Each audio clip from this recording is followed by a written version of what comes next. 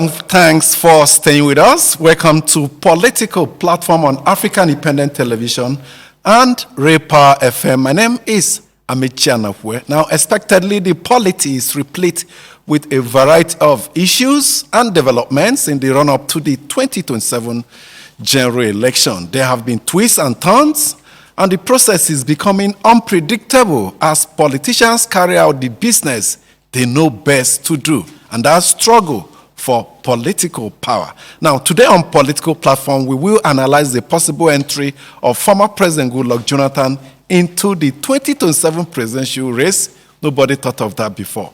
We will delve into the politics in Edo State as lots of intrigues are ongoing. Now, Ohira Bonsuremi, who is in Benin City, the state capital, will join us for insights. We will also broach the conflict in the Senate as it amends its rules for the election of presiding officials. Now, apart from taking your views on citizens' perspectives, we will welcome one you better describe as an Amazon who has been all over Nigeria's political landscape in the last few years. Aisha Yesifu, an activist and politician, a member of the Nigeria Democratic Congress, NDC, aspiring for the sole Senate seat in the Federal Capital Territory, Abuja, will join us for her perspectives on her movement into the NDC and place of women in Nigeria's politics. But first, let me welcome my colleagues that form members of our discussion panel. We told you Ohira Bonsuremi will join us virtually from Benin City, Edo State. I can take sight of him now. Uju Eje and Mustafa Mohammed are also with me in our Abuja studios. Gentlemen of the press, welcome. Thank you very much, Amici, and welcome viewers. Thank you. If Goodluck Jonathan, the former president, decides to join, it will add color. But fundamentally, the biggest question is whether he's going to win that election or not. It's something that we wait to see until the election if he agrees to join. Okay. More on that after this short break. Do stay with us.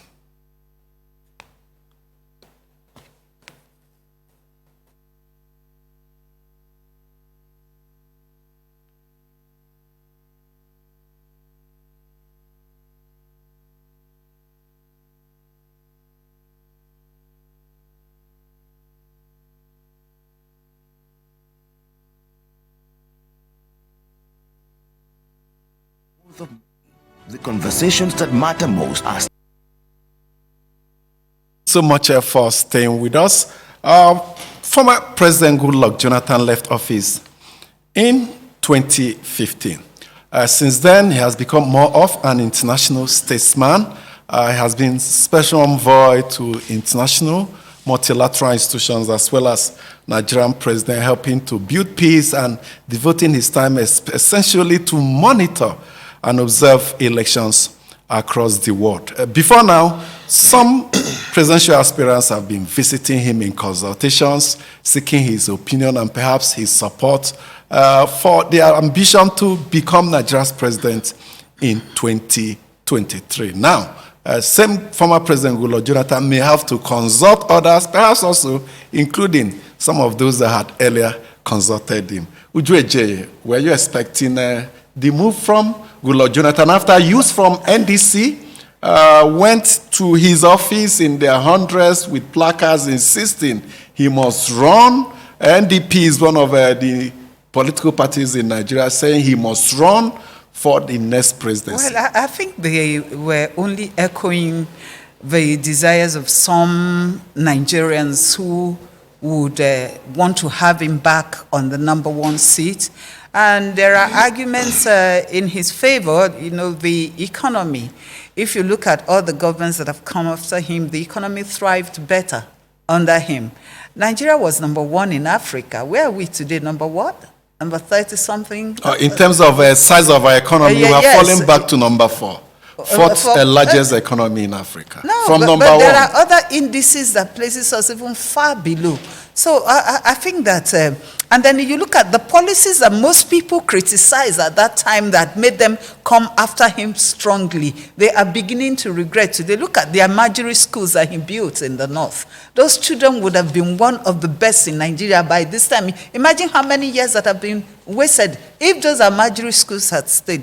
Some of the insurgency that we're witnessing today, we would not be witnessing them because the devil finds work for idle hands. Those children are being used for so many different things because they really do not have any other choice and they don't know better. Do you That would have helped. think Goodluck Jonathan is moving out of his own volition or responding to stimuli from outside, from certain interests, or what? The way I see him, I mean, he's a man who would rather just sit back, relax, enjoy himself. You know, I do not see him as a gragra type, if I may borrow that word.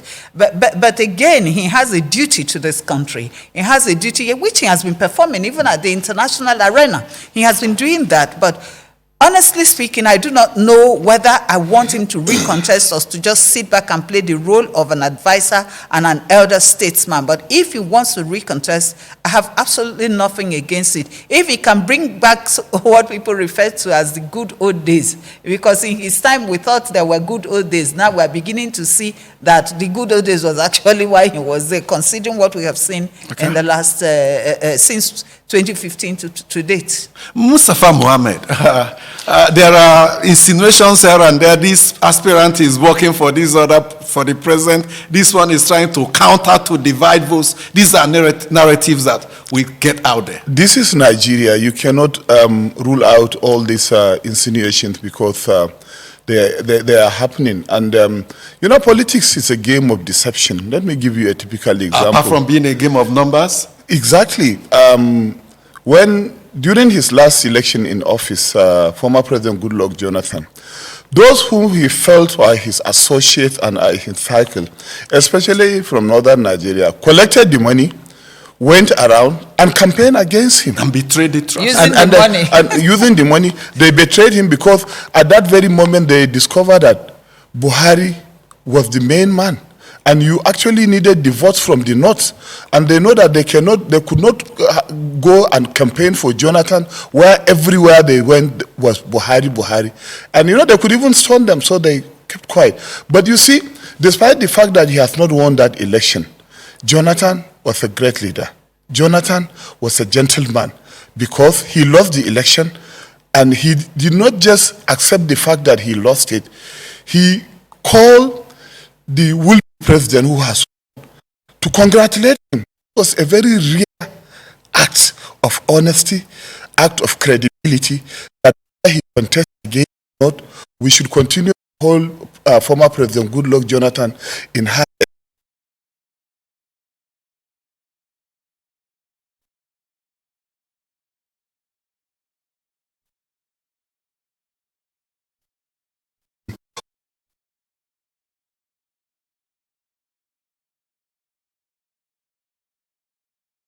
building and then politicians. What the Almajiri Foundation and others recommended to the federal government was that they should build toilets, sink borehole, put solar lights, and then introduce the Western lessons. Teachers will also come every day to teach them for 1-2 hours, English, mathematics, hygiene, social studies. And then some of these teachers teaching the Almajiris. So Jonathan did not consult widely, and some of the expectations. It was hijacked.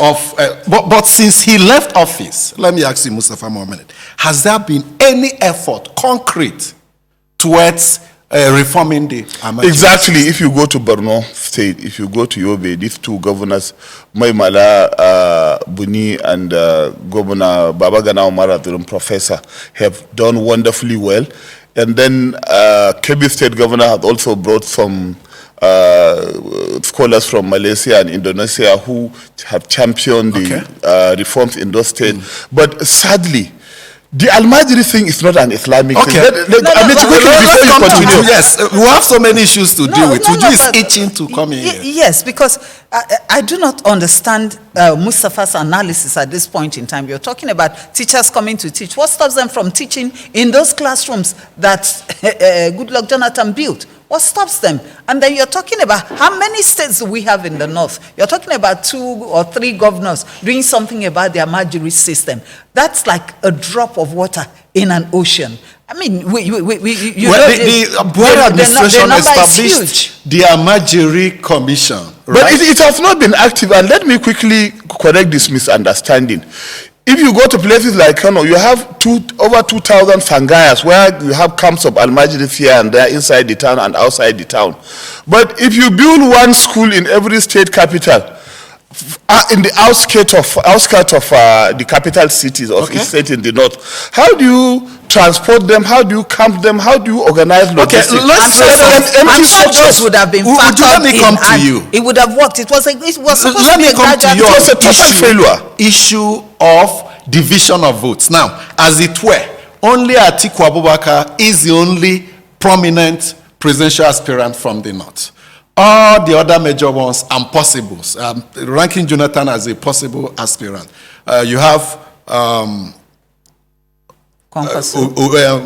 Peter Obi from the south. You have the incumbent president from the south. So out there in the Atiku camp, I saw some form of jubilation. And their thinking is that, okay, let Jonathan join the fray. Let all of them divide the votes in the south. Exactly. And Atiku will easily harvest the votes. If you remember the other day, I said I thought that the opposition would be wise, that they would come together knowing that their backs are against the wall and they are walking very tight ropes. But unfortunately, I've not seen that, and I'm seeing even more division. Now you have Saddam votes to be shared between Peter Obi, possibly Goodluck Jonathan, and Rotimi Amechi, and of course, I forgot the current president, Bola Ahmed Tinubu. Now you have only Atiku as the main prominent aspirant from the north. Hayatuddin, those same. I don't think Hayatuddin has any much chance, with due respect. Even Obi's former vice, has joined. He has joined another party. He may declare tomorrow. But we're looking at the prominent ones, the ones who people know are not just playing. They are really into the game. Now, by the time you divide the southern vote, you lose, because the other day I also said, if you add Peter Obi's vote, maybe to Atiku's, when they contrasted together, when Peter Obi left and went to Labour, and we would have won better results. They would have won. Let Mustafa respond on that possible division of votes. Do you think Atiku Abubakar can harvest in real terms now? The biggest problem of Atiku Abubakar at the moment is lack of a strong structure across the country. When you are leaving your own party, which is in disarray, I'm talking about the People's Democratic Party, jumping to ADC now. ADC is. Do you think he can harvest the votes as Southern candidates and many on the other side? He can get some votes, but I find it very difficult to believe that he's going to harvest a lot of votes. And you mentioned Hayatu, a shy professional from the private sector and banking industry, virtually known on the political sphere. It will be difficult for him to even win the... Would you quickly, on the court case, as we speak, a federal high court is entertaining a suit brought to challenge the eligibility of Goodluck Jonathan to contest in the presidential election, because the suit is saying that based on constitutional provisions, he has been sworn in twice. Yes. But the counter argument is that the amendment of the constitution took place after Jonathan had left office, so it should not be retroactive. That constitution should not apply to him, because but when he was in office, the constitution has said you can go out to seek for another term even when you complete the tenure of your principal. Yes, because he didn't start that term. I think the judiciary may have a fist in this case, especially these days where you have so many interpretations to judicial pronouncements, to judgments. One cannot really speak concerning that. Like you said, it's a two-way argument, and nobody knows which argument will stay at the long run. Whatever happens, well, I guess if it happens in his favor, good. But of course, he says he's still consulting. He hasn't said, I am going to run. So those who are attacking with the, who are threatening court cases and all of that, they should just hold on a bit. At least let him declare. But I think that this would rest solely with the courts. The courts who have already seized itself of the matter, will it end at the High Court with some litigants also proceed to the Court of Appeal and possibly Apex Court? How would all this play out in that push to draft former President Goodluck Jonathan into the fray? We'll be hearing from him. I want you to really take a listen to the response he gave to the youths that thronged his office in Metama yesterday, insisting that he must join the race. Let's hear the response from the horse's mouth. Come and contest the next elections. Presidential race is not a computer game, but I've heard you, and I'll consult widely. But the most important thing is in Nigeria that the young people will have hope. In Nigeria that will plan for our grandchildren. I have heard from the young people.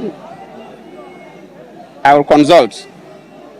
I cannot just wake up and say I want to be the president of Nigeria again. But I'm telling you that I will consult. If there's need to, fine, I will. But the key thing is peace in this country, and you will continue to advocate for that. And you continue to advocate for peaceful and credible elections in the country. Because if we don't have peaceful and credible elections, most good citizens will not want to bother.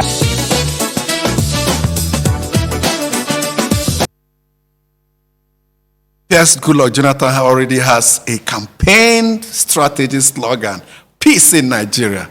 Even his wife was referred to as Mama Peace. Mama Peace. But I love Nigeria, is he giving out that campaign push that I'm here for peace? But because of time, we need to move to other issues now. You're missing out. We are expecting him to join us from Benin City, where we hope to really get deep into the politics of Edo State. So much happening, especially with the choice of candidates, the governor's choices, the choices of other ambitious persons in the state appear to be brewing some controversy. When we join Ohira Bonsuremi, he will help us to break down the facts as they are. He has been gathering hints there in Benin City since he arrived yesterday. He has kept his ear to the ground, and he'll have so much to share with us. But while we wait to have him, gentlemen of the press, we have to move. Sorry, we have so many issues. I know you have something, but you want to drop it quickly? Yes, Nigeria is a very lucky country. Olusegun Obasanjo, the former president, allegedly wanted to go for third term. But in countries like Cameroon, Uganda, Libya, Egypt, we had presidents who have led for over 30, 40 years. Nigeria was able to address Nigeria. As I mentioned, Cameroon, Paul Biya is there, and he has appointed his son as a defense chief. So Nigeria is lucky that we have laws that have restricted how far you can go with your ambition. Okay, tenure limits is a key aspect of Nigeria's electoral system. Now let's go to the Senate. Was it yesterday on this program that we talked about developments in the Senate, or 2 days ago? The fact that it appears to be what many people have referred to as a rubber stamp.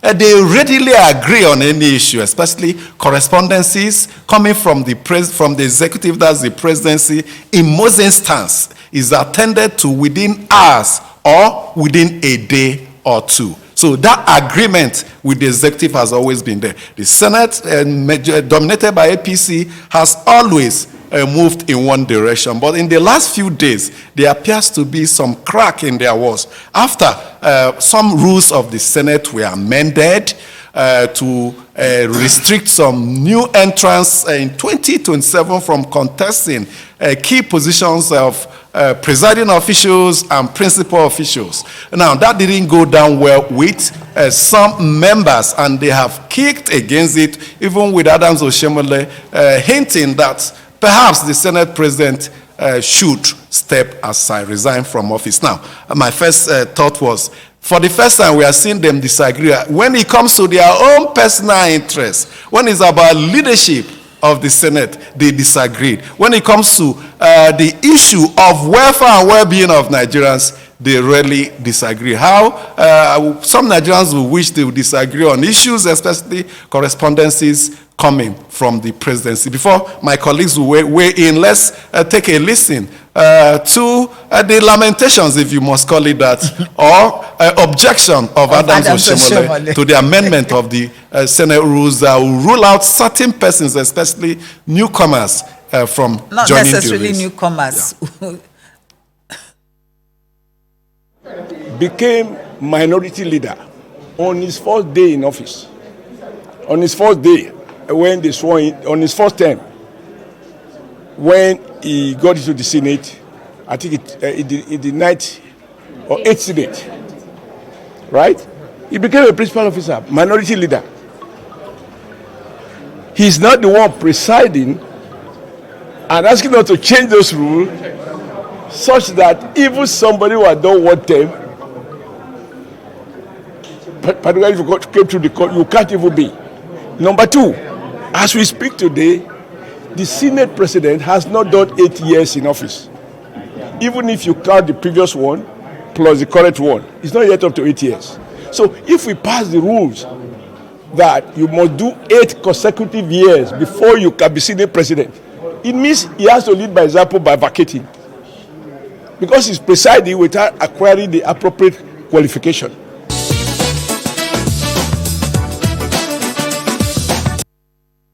As before, but perhaps now, folks, is it rumble in the Senate?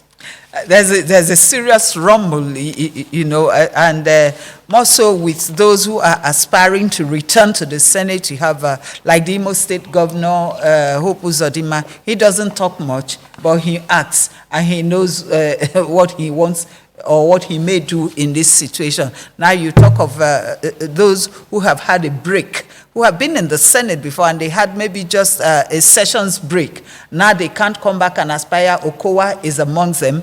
And now you're saying it's impossible for them to come back and aspire to that position. Even though they have been part of that house, they have been part of the system. They know everything, and they can effectively occupy the office of the Senate president. Okay. Now, some have seen it as a very, very selfish move, and a move by the current Senate president and his cronies to perpetuate themselves in office, because most of them are very confident that they would return. And so when they return, they continue with the offices. Let's hear from Mustafa as we get ready to join. The Senate president is only first among equals. If the senators are unhappy and decide to revolt against him, of course they can impeach him. There are banana peels all over the floor. So many Senate presidents have been removed, impeached, and what have you. So I think the Senate president, Mr. Akpabio, he did not take that seat, that position, being elected, as granted. Let him really consult with his governor, his members, whom many of them are former governors, whom many think the Senate is a retirement home. It's like old people's home for former governors. And so, for the first time, there's conflict. Yes, what qualified him to be a Senate president is also what qualified all the others. All the others. Some of them will say, you're a former governor, I'm a former governor. Exactly. So why would you want to lord over? Once they impeach him today, he will be on the floor tomorrow. There are former presidents still in the Senate. Ahmed Lawan was the Senate president for 8 years, I guess. For 4 years. 4 years. It was only David Bukola Saraki for 4 years. Yes, it was only 2015 to 2019. 8 years. Before Ahmed Lawan. Even David Mark returned to the Senate as an ordinary member after leading the Senate for 8 years. So, like Mustafa said, the current Senate president may have to avoid that banana peel because he says carefully. it still litters the corridors. Invisible. Let's join Ohiria for his quick comment on the rumble in the Senate, so I call it. Thank you so much for joining us. And now it's Benin City.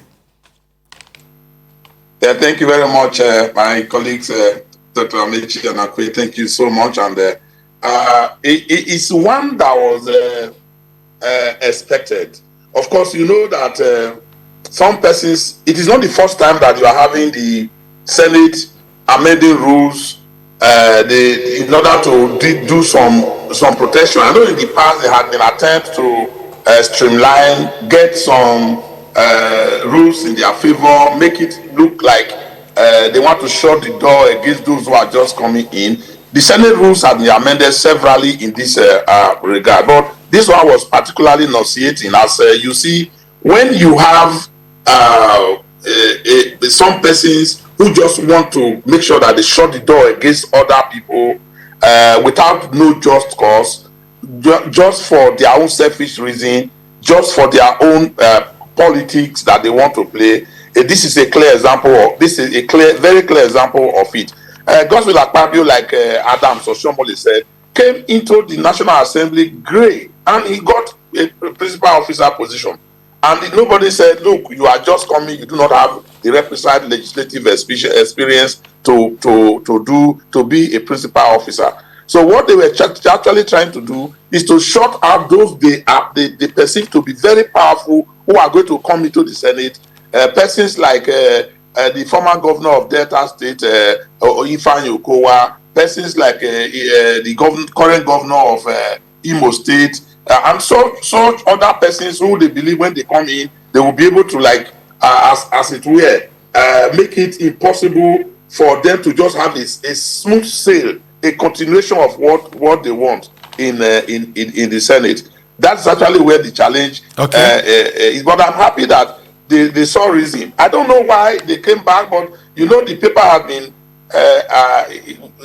What we have heard is that the president prevailed on them, asked them not to heighten the tension of the National Assembly. It goes back to what we discussed. Was it just yesterday? Looking at the relationship between the executive and the legislature. I just imagine what happens at the Congress in the U.S. I know the current president of the U.S. Also is doing a lot to influence what is happening in the Congress. But when you begin to hear instructions, when you begin to hear you prevail, it's not the party chairman that is doing this, it is the president. Then you know things are not quite right with our system. If it is the party, not the political party that comes out to say the chairman of the party that says, yeah. Okay, that's where you say, okay, there's party supremacy and so on and so forth. So let's go to Edo politics now. You've been on ground, you've kept your ear to the ground. What we are hearing in Abuja here is that indeed there are some conflicts, disagreements over issue of consensus, especially for state assembly and national assembly seats. Tell us more. A lot of it. Edo is a melting point. Edo State is a melting point of politics. You know what happened during the fever of the OB fever during the last elections 2023.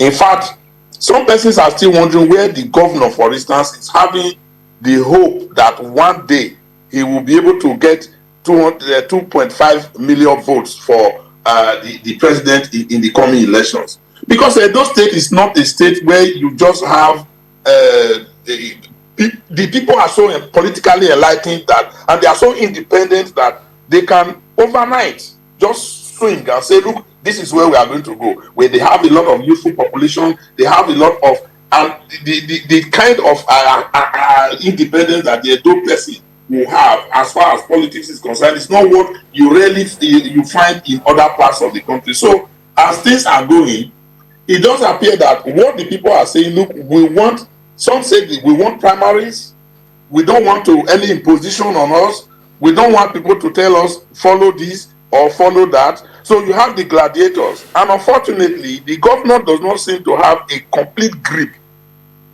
of what the situation is in Edo State, because the political situation, I mean, he panders to a lot of influences, people here and there, and he want to listen.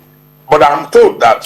Well, yes, Ohira, you talked about Ohira. If you can hear me, you talked about the governor pandering to certain interests, and what we're also hearing, especially with the senatorial candidacy ticket for Edo South. Now, Ize Yamu, Saje Ize Yamu is a veteran in Edo politics within that area. But we are hearing that there's this agreement between the governor and the FCT minister on a choice already made for that position.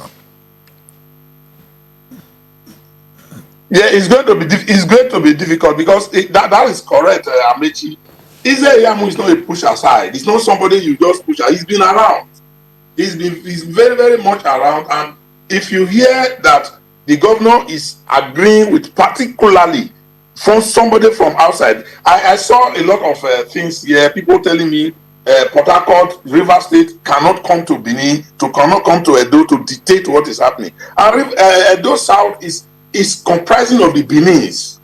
It's not Edo Central or Edo North where Adam Shomoli, Edo North where Adam Shomoli has sway, or Edo Central where the governor was also a senator himself. But Edo South is one that people, the Benins, and the Benins will stand up anytime and decide what they want. They will stand up anytime and oppose anybody that would want to impose anything. That's actually where the cross of the matter is. So it is possible that they are not weighing as much as possible the kind of strength that is on ground be opposed to whatever anybody want to do outside to influence whatever office that they want to go ahead. I can assure you, I can tell you that. Let me ask you.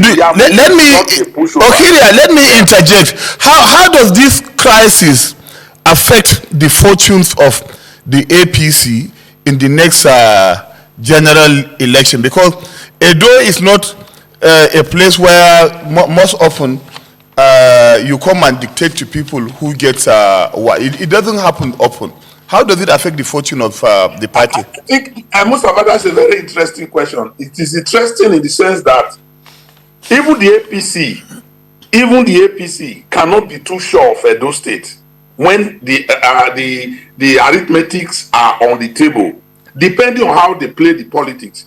If it were an ADC where a Peter Obi, you have Atiku Abubakar, Kwakwaso, that kind of force that people were expecting to come up at an election, you can be sure that APC will have one of the biggest problems as a state in Nigeria during elections. But as it is now, APC may just be, in fact, one of the states they will be happy if there's a problem within the opposition will be in Edo State.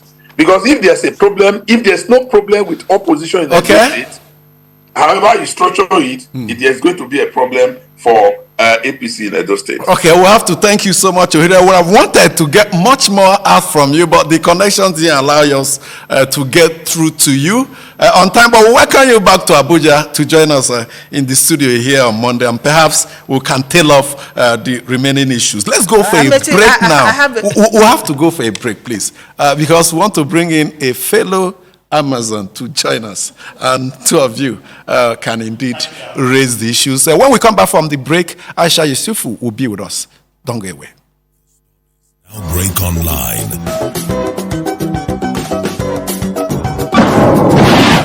Don't miss anything from our real-time updates and exclusive content. Follow and participate in discussions on live TV studio programs to shape the narratives. Subscribe, engage, and share from AIT.live at AIT_online on X, AIT Online on Facebook, Official AIT Live on Instagram, TikTok, and Threads on YouTube. Stay connected with AIT. On air, online, on live. Get ready for a bold new chapter in political discourse this month of May. The conversations that matter most asked. And Power brings context and clarity to issues and events in governance, democracy, and development. Thank you so much for staying with us. Let's welcome our guest, Aisha Yusufu. She was in Labour Party, moved over to ADC, and just 2 days ago, moved to NDC and announced her ambition to run for the sole ticket of the Senate in the FCT. Welcome to the program. Thank you very much. So I'm wondering whether I'm the Aisha I'm supposed to be here because I was never in Labour Party. Okay. Yeah. Why you were in Labour Party? Of Peter, I was never in Labour Party. Oh, really? Yeah, ADC was the first one. I Okay, mentioned, that I gave you mentioned the that branding, publicly. actually. That what? That gave you the branding, supporter of Peter or people. Yeah. But then, let me quickly ask this question. How do you intend to conquer the perception that the Nigerian women would rather settle for the post of chair lady, clap and dance? How do you intend to conquer that? Well, it's the same way that my male counterpart will conquer the fact that Nigerian men have failed Nigerians politically. I think one of the things that we keep doing, we lump women together. I mean, I'm not here to, every woman, we're different. We're not just one person. So whatever perception is, it's also for us to look at the fact that we've been failed politically. We've been failed in terms of leadership. And the people that have taken the leadership position has been another. Can you spend your massive resources, attend nocturnal meeting at midnight? Because these are some of the things women are not willing to do. I've fought in this country. You understand? I've attended meetings when I wasn't doing anything, even at midnight. I've driven. So those are not things to say women are not willing to do.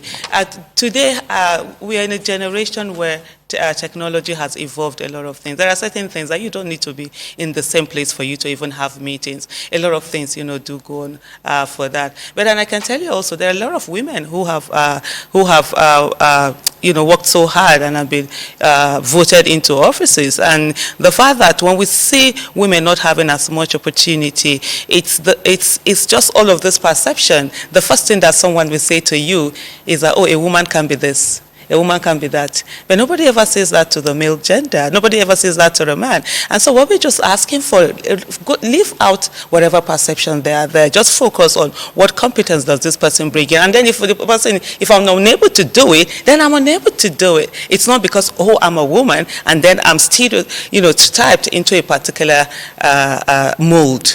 Many times when I listen to the Namibian president, great woman, great wisdom, I feel so elated, and then on second thoughts, I become a bit almost depressed.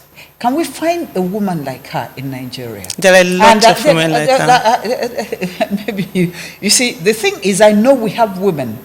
I know we have great women. But I'm talking of women who we have the political will to dare all the odds and get to that point. We are up against a male-dominated society with that mentality that that does not want to let the women go and fulfill their aspiration or lead this country out of the doldrums. Many women have tried. So many female NGOs, CSOs, you have tried, a whole lot of you. But it's like the harder we try, the harder we fall. I can give you statistics from the National Assembly from 1999 to date. Not more than, it has never past 10%. When you talk in terms of women's participation, I don't know, I can just go out and, after she responds, maybe. Well, so I'm waiting because she asked a question, and then I think I've even forgotten the question that you asked. You asked whether we can find women. So let's not go too far. Yeah, let's not go too far.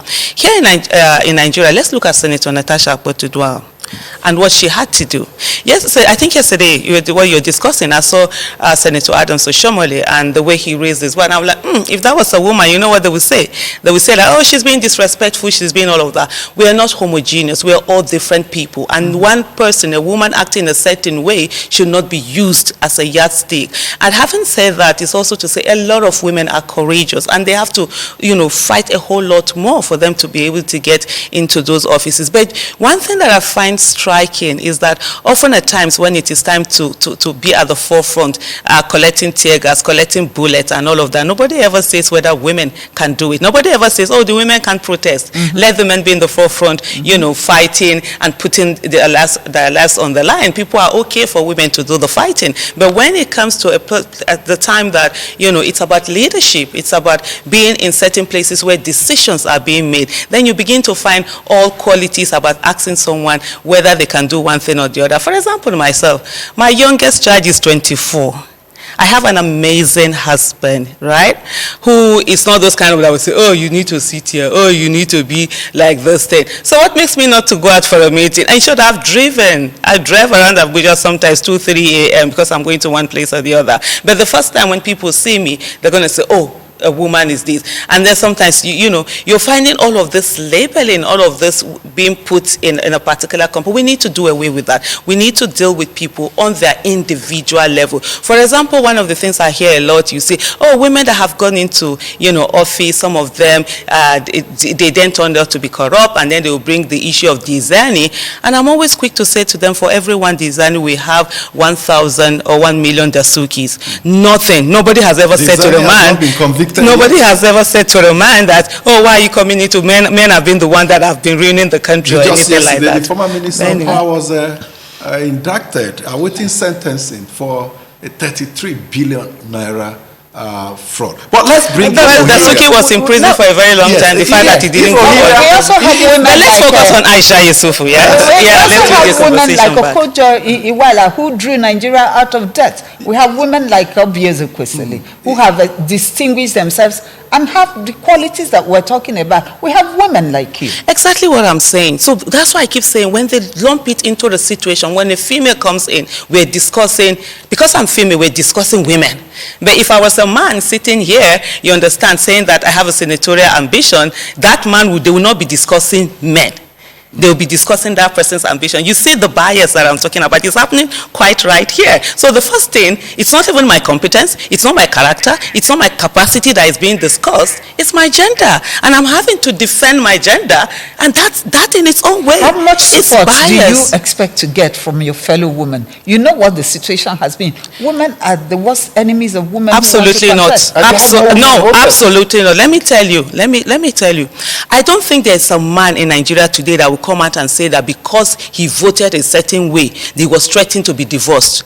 A lot of women have even been divorced because they voted in a certain way. In 2019, we saw a situation whereby a sitting president was looking at his wife's this thing that is supposed to be private. It has before she could for him to be sure what she voted for. Nobody does that to a man. When people use this term that women have a lot of numbers, they forget that there's control that is being used. Some women are prevented from going out to vote. The husband will say they have not given them permission to go out to vote. The other day we saw, you know, a video that went viral. A woman was fighting for her life. She needed an operation. She needed CS, and she was begging. The doctors, nurses were begging the husband to sign up. He didn't. So when we talk about these numbers, it's not just the numbers. Okay. Where is the power that is attached to those numbers? That's where it matters. And by the way, women are women's greatest allies. You see this thing where they say women are women's greatest enemy? Are put there, you know, to continue to have women in an abusive relationship where the people that are their allies that we go to help them, they then don't have those people. Okay, it's good you clarify that you were not a member of the Labour Party, but no, you I was joined never a member. ADC. Yes, I did. And moved over to NDC. Absolutely. And you're hoping to go for the Senate. Now, absolutely. At what point did you decide? What was that gave you that push to move from activism to politics? As far back as I think 2017, 2018, I realized that, first of all, you know where they say insanity is doing the same thing again and again and expecting a different result. And so seeing the fact that I'm here making demands and the people who are in office, they don't even care. I'm like, no, we need to do something about, governance. And that was when, in 2018, Dr. Obiezu Kwesili decided she was going to run for office. I was part of our presidential campaign team. And then to say that if we get getting people with competence, character, capacity into office, people with empathy that care, then they will be able to solve the problem. Then I don't need to be on the streets making this. Because for real, I really don't want to help anybody. I want people to not need my help. And so if things are being fixed, and if I need to demand, I want to be in a situation where I'm demanding for animal rights, for trees not to be cut, for bees to have flowers to pollinate, instead of demanding for people's lives to matter in my own country. And for me, that was the shift, to say there is any. But I concentrated more on getting people in, because I didn't want to be in office. It's limiting. As a free citizen, I'm free to do what I want to do. But the moment I'm in office, like now I'm running for office, then I'm limited in the way what I say. It's all about the people then own me. And so 2022, I was in the campaign of His Excellency Mr. Peter Obi. And then for me, on the issue of, let me go for Senate, basically was saying how Senator Natasha Akpoti-Uduaghan was treated. It wasn't nice. And that for every woman, it's something that I agree with you. Needed support from the women in the Senate? Well, I don't think she got the needed support that she ought to have from the Senate, but she got the needed support from Nigerian women and women all over the world. So like I said, we can't use a few, to quantify everyone. But for me, it broke me in the way and manner in which she was treated, and the way they made it a gender thing. When a woman speaks out, she's disrespectful. Well, all they want is for the woman to be seen and not to be heard. And that's subservient. For me, exactly, ma'am. And that for me was something like, no, at this moment we need to be there. Then there's also the thing where I kept asking people to run for office, even in 2022, begging people, run for this office. And then people said, you didn't think of running then? I didn't want to. And I knew what happened was going to happen, because I was even going around telling people, even this time when I spoke to some family members, and they were like, but we told you to run in 2022. I said, I didn't want to, because I love my freedom. I love the way sometimes I travel, I would do like 3 months out of the country, 4 months, 5 months. If you're in office, you can't do that. I've always been a trader. I'm a businesswoman. I started trading in the year 2000. I used to go to Dubai, to buy things and sell them in Nigeria. And so I'm used to having my own freedom, and then to now be in a place where you have So you're ready to give up the freedom now? Yes, I think it got into a place where I need to. This question, being a woman from the north, you know that our women from northern Nigeria are very active when it comes to queuing up election with their babies and what have you. But on the ballot, the number of women are very minimal. Okay. How do you intend to influence their political participation, not just queuing and voting, clapping and dancing? Because that's what happens. We'll be glad if you take the question in a few seconds. Okay, so basically it's about awareness creation and a lot of educating. But like I said earlier, in that also northern part of Nigeria and in all over Nigeria, the women's vote sometimes are actually controlled. They are told who to vote for. Hardly do you have those that are able to say, this is where I'm going to go to. And then sometimes, if they don't go that way, they are even denied the opportunity. And braids and indomie. The other ones collect cars. The men collect cars and they collect money. We'll have the numbers. We'll need to hear from you. Our mail segment, our response segment, Citizens Perspective, where we share your views. Fumi is there to guide us through.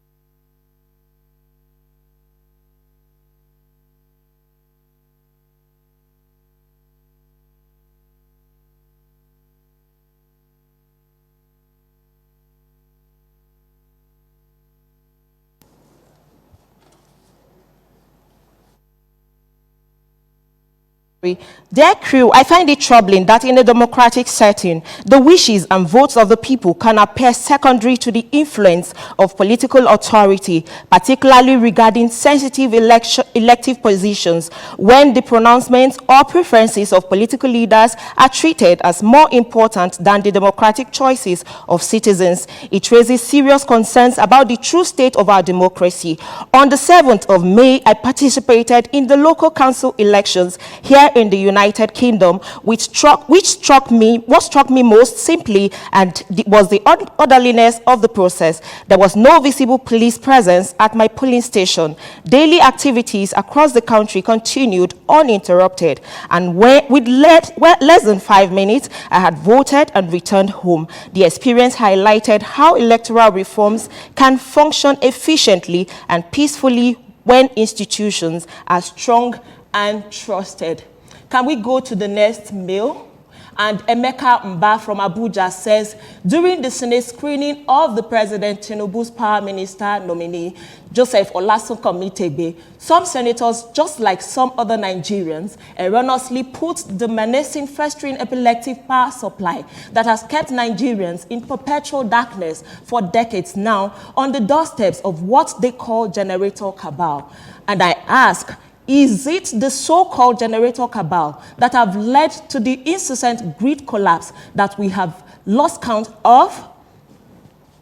And Emeka continued, the former power minister Adebayo Adelabu resigned recently to pursue his gubernatorial ambition, and he's going to spend several billions of naira on that personal project. Let us pretend we do not know where the money came from.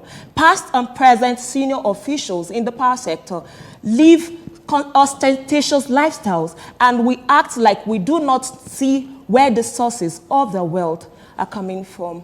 And the next is coming from Shegun from Okearo, and he says, I write as a concerned Nigerian citizens who believe strongly in the power of democracy and in the importance of every citizen's voice in shaping the future of our nation. I want to passionately appeal to your station to use its wide reach and influence to continuously clamor for the release and collection of our permanent voter cards across the country. And he further says, many eligible Nigerians, especially young people and first-time voters, are still waiting to receive their voter cards, while others have not yet been fully informed about the importance of getting registered and collecting them. Your platform can help educate the public by encouraging Nigerians to see their PVC not just as a card, but as their voice, their power, and their right to choose credible leaders who will move this country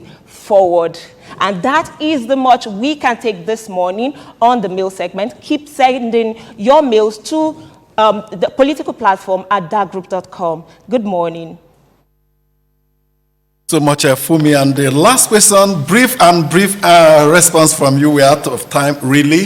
The indigenes, original inhabitants rather, not indigenes, are saying we must have a share of political situation. How are you going to deal with that issue going into your contest for the senatorial seat in Abuja, being a non-indigene?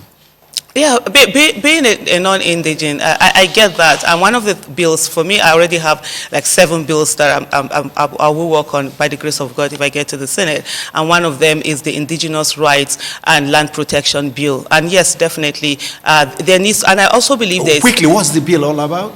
Well, the bill, first of all, it's all about the fact that the indigenous people, for those whose lands have been taken, there needs to be a compensation for them. Compensation for them. And then the land protection. Okay. And most importantly also, we need to have sort of like an Abuja character, the way we have a federal character. Everybody needs to be taken. Okay, there's so much for so many, the original inhabitants. We hope it will allay their fears. We have to thank you so much for joining us today, Aisha Yusufu, NDC, thank you FCT senatorial aspirant, and my colleagues Uju Eje and Mustafa Mohammed, as well as Ohira Bonsuremi. You had to leave us early to attend to other businesses in Benin City. My name is Amechi Anakwe. Join us on Monday for another edition. Till then, have a good weekend.